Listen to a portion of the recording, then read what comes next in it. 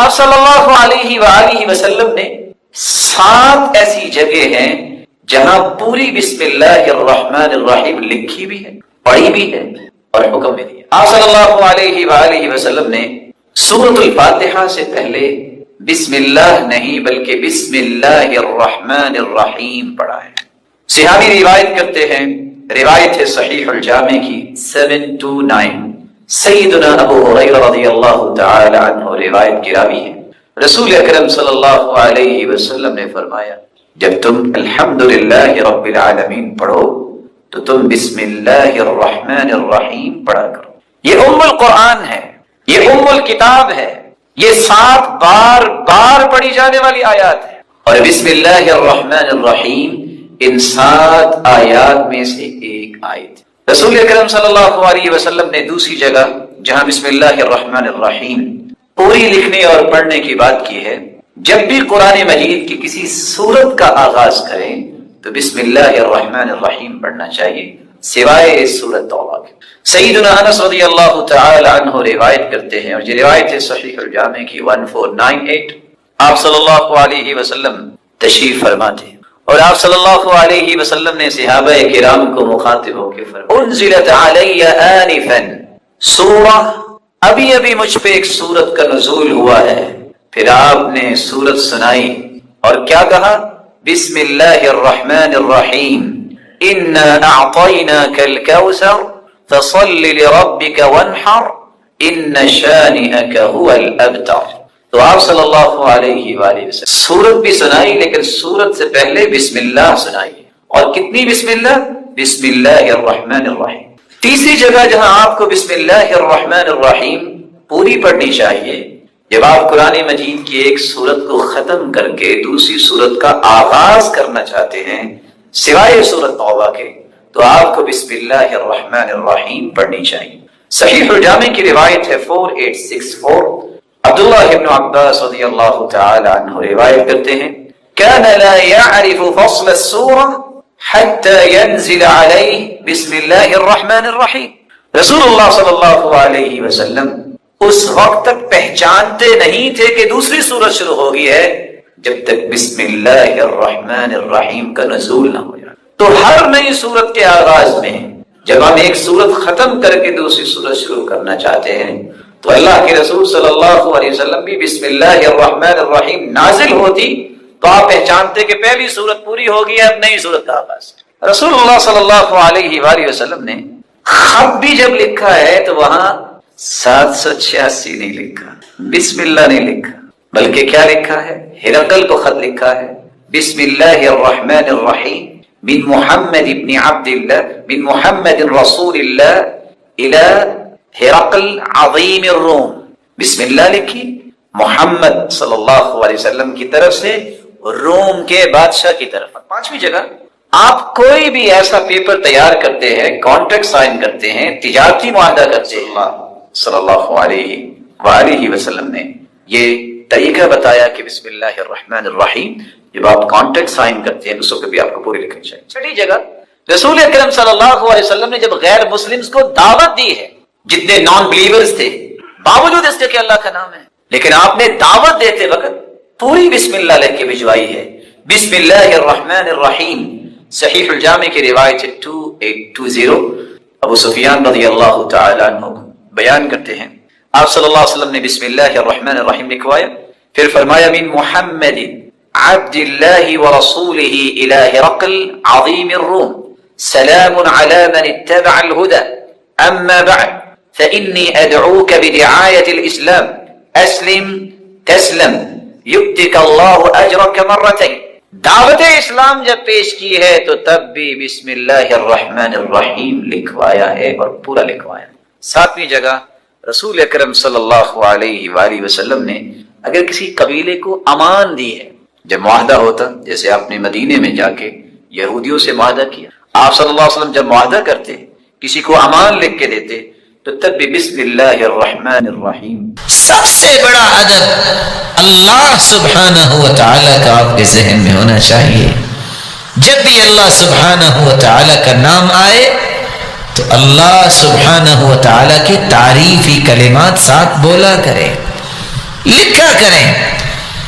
آج 2 سے 4 سال پڑھنے والا شخص اپنا نام پوری لائن پہ پوری سطر لمبی جو ہوتی ہے اس کو بھر دیتا ہے کہ میں نے MA کیا ہے, میں نے BA کیا ہے, اور جب اللہ سبحانہ و تعالیٰ کا نام آئے تو وہاں پھر کیا کرتا ہے, جیم اور لام ڈال دیتا ہے. وقت نہیں ہے, بخل نہ کرو.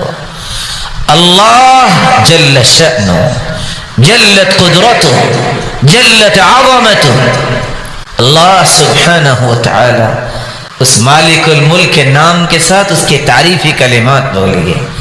پھر اس کے بعد اللہ کے رسول صلی اللہ علیہ وسلم کا ادب, جب سرتاج رسول کا نام آئے تو صلی اللہ علیہ وسلم بولا کرو, درود رسول اللہ صلی اللہ علیہ وسلم پہ بھیجا کرو.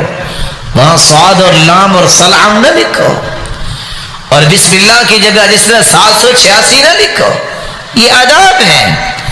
رسول اللہ صلی اللہ علیہ وسلم پر درود پڑھنے والا کتنا خوش نصیب ہے.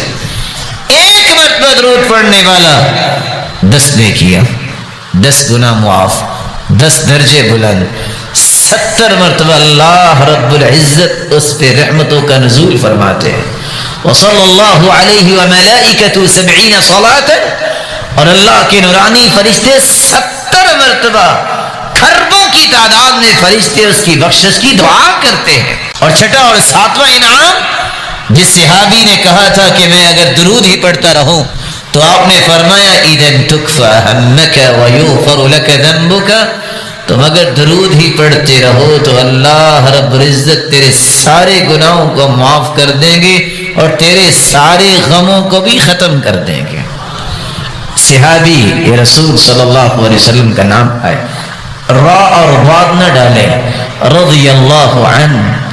یہ وہ ہستیاں ہیں جن ہستیوں کے بارے میں صحابی خود کہتے ہیں لموقف احدهم الساعة مع رسول اللہ صلی اللہ علیہ وسلم خیر من الدنیا وما فیہا. لوگوں, ایک گھڑی جو ایک صحابی نے اللہ کے پیغمبر کے ساتھ گزاری ہے, پوری دنیا کو بیچ دیا جائے تو اس کی قیمت ادا نہیں ہو سکتی. جب کسی صحابی کا نام آئے رضی اللہ عنہ, رضی اللہ عنہ وارضاہ, یہ وہ ہستیاں ہیں جن کو اللہ رب العزت نے فرمایا اولئک هم المفلحون, یہی لوگ تو کامیاب ہیں. اولئک هم الراشدون, رشد و ہدایت تو دی اس کو, ان لوگوں کو. اولئک حزب اللہ, یہی تو اللہ کے حزب ہے, اللہ کا گروہ ہے. رضی اللہ عنہم ورضوا عنہ, اللہ ان سے راضی ہو گئے, یہ اللہ سے راضی ہو گئے. اللہ سبحانہ و تعالی کہ اگر نیک بندے جو دنیا سے جا چکے ہیں ان کا نام آئے, الامام البخاری رحمہ اللہ تعالی, الامام مسلم رحمہ اللہ تعالی, امام ابو حنیفہ رحمت اللہ علیہ, امام احمد بن حنبل رحمت اللہ علیہ. قرآن مجید میں اللہ رب العزت نے اس کا حکم دیا ہے اور اس بات کا تذکرہ کیا ہے, ربنا اغفر لنا ولإخواننا الذين سبقونا بالإيمان ولا تجعل في قلوبنا غلا للذين آمنوا ربنا إنك رؤوف رحيم. آج میرا ایمان اور میرا اسلام تو اتنا قیمتی نہیں جتنا ان لوگوں کا تھا. ان ہستیوں کا نام آئے, امام بخاری قدس اللہ سرہ ونور ضریحہ, اللہ رب العزت اس کی قبروں کو منور فرمائے. اور 5ویں بات, اگر کسی مسلمان کا تذکرہ آپ کرتے ہیں جو زندہ ہے, نیک انسان ہے, احترام سے نام لو, ادب سے نام لو, دعا دو اپنے بھائی مسلمان کو. آپ نے نام لیا ہے فضیلت الشیخ حافظ محمد شریف حفظہ اللہ وفقہ اللہ ورعاہ. سبب کیا ہے؟ آپ کسی کے لیے دعا کریں گے اللہ کے نورانی فرشتے آپ کے لیے دعا کریں گے. دعوت المرء المسلم بظهر الغيب مستجابة عند رأسه ملك موكل به كلما دعا لأخيه يقول آمین ولک بمثل. ایک انسان جب دوسرے کے لیے دعا کرتا ہے اللہ رب العزت کی طرف سے ایک نورانی فرشتہ مقرر کیا جاتا ہے جو کہتا ہے اے اللہ، اے میرے مالک، اس کی دعا کو بھی قبول فرما، اور میں اس کے لیے کرتا ہوں تو وہ بھی قبول فرما. فذکر فإن الذکرى تنفع المؤمنین. نصیحت کرو، مومنوں کو نصیحت نفع دیتی ہے. انسانی یہ فطرت ہے، جو چیز اس کی آنکھوں کے سامنے ہو اس پر اعتماد زیادہ کرتا، لیکن اللہ ذوالجلال کے ہاں اس چیز کا اعتماد زیادہ ہوتا ہے جس پہ انسانوں کی سوا اللہ کی ذات صرف گواہ ہو.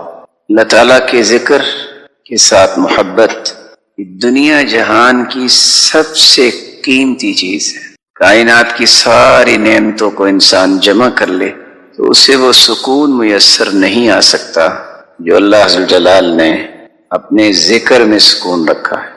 اتفاق ایسا ہے کہ جب انسان بچہ ہوتا ہے، جوان ہوتا ہے، شعور کی عمر کو پہنچتا ہے، 1 سے 10 سے 20 کام اس کے سر پہ ہوتے ہیں. پڑھنا بھی ہے، کھیلنا بھی ہے، ساتھیوں سے باتیں بھی کرنی ہیں، کام بھی کرنے ہیں. تو ایک چھوٹی سی حجت اس کے پاس ہوتی ہے، مشغولیت بڑی ہے، تو ذکر کیسے کریں اتنا. لیکن اللہ ذوالجلال اگر اسے شعور کی یہ نعمت عطا کر دے کہ یہ 20 کام کی بجائے 200 کام بھی ہوں گے، تو میں اگر صبح و شام کے اذکار اور نمازوں کے بعد کے اذکار کی پابندی کر لوں تو یہ 200 سمٹ کے 20 بن جائیں. اور یہ ایک حقیقت، عصر سے لے کر شام تک امام ابن تیمیہ رحمۃ اللہ علیہ نے ایک کتاب لکھی جس کو میں اور آپ سارا سال پڑھتے ہیں جو ختم نہیں ہوتی. اس کا متن لکھا تھا عصر سے شام تک. امید ہے کہ آپ نے عقیدہ واسطیہ دیکھا ہوگا، کیسے ان کے کام میں برکت آئی. برکتوں کو حاصل کرنا اور سینکڑوں کاموں کو اس طرح پریس کر کے چھوٹے سے کام بنا دینا، یہ اللہ ذوالجلال کی رحمت اور اس کے ذکر کے بغیر ممکن ہی نہیں ہوتا. وہ تفسیر حدائق ذات بہجہ جس کی صرف 300 جلدیں ہیں. کتنی جلدیں؟ صرف 300 جلدیں. لکھنے والا کہتا میں نے ویسے تفصیلی لکھی تھی، میں نے کہا اتنی کس نے پڑھنی ہے، تو میں نے پھر اختصار کر کے 300 جلدوں میں لکھا. تاریخ دمشق اٹھا لیں، بس 54 جلدوں میں کوئی زیادہ بڑی نہیں ہے. یہ لوگ کیسے کتابیں لکھتے تھے؟ یہ ایک دن اور ایک رات میں قرآن کیسے پڑھ لیتے تھے؟ اللہ کی رحمت توفیق کے بعد اگر آپ کوئی کام کرنا چاہتے ہیں پڑھائی کا، دنیا کا، اور پرسکون رہنا چاہتے ہیں کہ آپ کے اندر کلش نہ ہو، پریشانی نہ ہو، آپ کسی بھی بڑے سے بڑے معاملے میں اپنے آپ کو نہ ڈھال نہ کر سکیں اور اپنے آپ کو ناکام نہ سمجھنا چاہیں، کامیابی چاہتے ہیں، اس کے لیے آپ کو 2 کام کرنے ہیں. اپنے اوپر قرض سمجھیں. قرض، یہ میں نے قرض ادا نہ کیا نا تو قرض دینے والے بھی گریبان پکڑ لیتے ہیں. قرض کیا ہے؟ کچھ بھی ہو جائے، میں نے صبح اور شام کے اذکار پہ کوئی بھی کمپرومائز نہیں کرنا. اسی طرح نمازوں کے بعد جو اذکار ہیں میں نے اس پہ کمپرومائز نہیں کرنا. آج بھی آپ دیکھتے ہیں کوئی آتا ہے تو نماز کے بعد السلام علیکم سلام لینا چاہتا ہے. کچھ لوگوں نے تو رواج ہی بنا لیا ہے، سلام پھیرتے جائیں گے السلام علیکم السلام علیکم. پتہ نہیں وہ کیا ہے، اس میں کوئی مسئلہ سمجھتے ہیں کہ دائیں بائیں سلام کرنا، حالانکہ اس کی کوئی حدیث نہیں. امام ابن تیمیہ رحمۃ اللہ علیہ سے بھی کچھ سلام لینا چاہتا تو اپنا ہاتھ منہ پہ رکھ لیتے، کہتا ابھی میں نے سلام ہی تو کیا. وہ ذکر کرتے پھر سلام کا جواب دیتے اور ساتھ کہتے ہذہ قدوتی، یہ اصل میں میرا کھانا ہے، اگر میں یہ نہ کھایا میں تو بیمار ہو جاؤں. کیونکہ نماز کے بعد سنت سلام لینا نہیں ہے، سنت ذکر کرنا ہے. اور ذکر خود عبادت ہے، یہ بھی دعا ہے۔ ایک دعائے مسئلہ ہوتی ہے، ایک دعائے طلب ہوتی ہے۔ دعائے مسئلہ یہ ہے کہ میں اللہ سے سوال کروں، اللہ میرے گناہ معاف کر دے، اللہ مجھے یہ عطا کر دے، اللہ مجھے صحت عطا فرما دے، مجھے نیک بنا دے۔ ایک دعائے طلب ہے۔ اللہ کا ذکر کرنا بھی یہ دعا ہے۔ یہی وجہ ہے کہ 10 سال مدینہ میں اللہ کے رسول صلی اللہ علیہ وسلم رہے ہیں، کسی بھی فرض نماز کے بعد ہمیشگی کے ساتھ دعا مانگنا کسی صحیح حدیث میں ثابت ہی نہیں، ذکر کرنا ثابت۔ ہاں اگر کوئی دعا کے لیے کہہ دیتا تو جب بھی کوئی کہہ دیتا، ضروری نہیں نماز کے بعد، تو اللہ کے رسول کبھی انکار نہیں کیا کرتے۔ اس لیے آپ اپنے اوپر یہ قرض سمجھیں، اگر آپ زندگی میں کچھ بننا چاہتے ہیں کہ دنیا ادھر سے ادھر ہو جائے، میں نے اپنے اذکار پہ کمپرومائز نہیں کرنا۔ اور آپ حیران ہوں گے، لوگ تو نمازوں کی قضائی نہیں دیتے، لوگ تو سنتوں کی قضائی نہیں دیتے۔ امام نووی رحمہ اللہ تعالی اپنی کتاب الاذکار میں نقل کرتے ہیں کہ صالح لوگ اذکار کی بھی قضائی دیتے۔ کیسے؟ اللہ کے رسول صلی اللہ علیہ وسلم ظہر کی نماز پڑھی، نجران سے وفد آ گیا، گفتگو شروع ہو گئی، نماز کے بعد جو 2 رکعتیں پڑھتے ہیں وہ نہیں پڑھ سکے، آپ نے عصر کے بعد اس کی قضائی دی ہے۔ اسی طرح اگر آپ کا ذکر رہ جائے، وہ دن ختم نہیں ہونا چاہیے، اپنے ذکر کو مکمل کریں، قضائی دیں۔ دوسرا قرض اپنے اوپر سمجھیں، اگر آپ سمجھ لیں گے تو دنیا کے ہر قرضوں سے آزاد ہو جائیں، بلکہ دنیا نہیں، امام نووی کے کہنے کے مطابق اور امام ابن القیم کے کہنے کے مطابق دنیا، قبر اور حشر کے قرضوں سے آزاد ہو جائیں۔ وہ کیا چیز ہے؟ میں کھانا کھاؤں یا نہ کھاؤں، ناشتہ کروں یا نہ کروں، لیکن قرآن کی تلاوت روزانہ ضرور ہونی چاہیے۔ میں نہیں کہہ رہا کہ 10 پارے، 5 پارے، 3 پارے، 2 پارے، 1 پارا، کچھ بھی ہو جائے، جتنی اللہ نے استطاعت دی ہے، قرآن مجید کی تلاوت یہ آپ کی زندگی کا جزو لا ینفک ہونا چاہیے، اس کے بغیر زندگی مکمل نہیں۔ اور حیرانگی یہ ہے کہ حدیث کہتی ہے کوئی 2 آیتیں پڑھ لے تو اس نے گویا کہ کتنی اونٹنیاں لے لیں؟ بولے ناقتانی، 2 اونٹنیاں، اور کون سی؟ قوامانی، خاصی موٹی تازی۔ تو اگر کوئی 50 آیتیں پڑھ لے گا تو کتنی اونٹنیاں؟ چونکہ اونٹ آپ نے دیکھے ہوئے ہیں اور اونٹ پہ آپ نے سواری نہیں کی، آپ اس ماحول میں پیدا ہوئے جہاں گاڑیاں ہیں، اس لیے آپ کو پتہ نہیں کہ اونٹ کی قیمت کتنی۔ عرب کے ہاں اتنی ہی قیمت اونٹ کی تھی جتنی آج آپ کے ہاں V8 کی قیمت۔ اس وقت تو میرے علم میں نہیں ہے، آج سے کچھ سال پہلے 8 کروڑ 62 لاکھ کی V8 ناتی تھی۔ تو جس نے 50 آیتیں پڑھی، گویا کہ اس کو 50 V8 کی چابیاں تو مل سکتی ہیں نا۔ تو میرا یہ خیال ہے کہ اگر آپ میں سے کسی کو 50 چابیاں تو کیا اچانک سے 1 چابی ملے تو پتہ نہیں زندہ رہیں گے کہ نہیں رہیں گے۔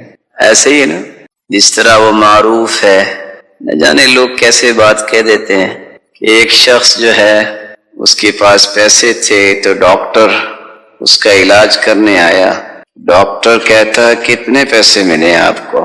کہتے جی جتنے ملے ہیں اس سے آدھے میں نے آپ کو دینے ہیں۔ کہتے ملے کتنے ہیں؟ کہتے 4 کروڑ۔ علاج وہ مریض کا کرنے آیا تھا، خود غش کھا کے بے ہوش ہو گیا، مجھے 2 کروڑ ملنے لگا۔ آپ یقین کر لیجئے جو اللہ کے رسول نے کہہ دیا ہے نا، اس سے بڑی سچائی کوئی نہیں۔ تو 2 قرض ہمیشہ ادا کیجئے، اللہ تمہیں ہر قسم کے قرضوں سے محفوظ فرمائے گا، وہ برکت دے گا جو کبھی آپ نے سوچی نہیں ہوگی۔